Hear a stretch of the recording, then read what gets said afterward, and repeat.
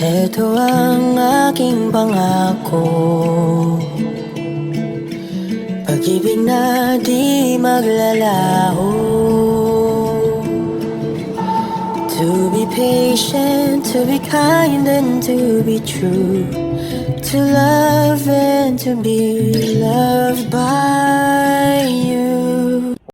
Yura, Jello Marquez, may chika about kay Donnie. Say niya, si Donnie gusto niya lagi niyang nasusolo si Belle.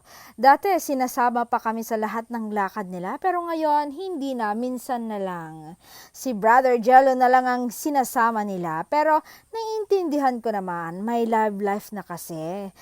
Gusto niya rin daw masolo minsan at magka-moment sila na hindi na lang puro work na lang. Dapat may baby time daw rin sila. 'Di ba? Nakakainggit sila, sana all.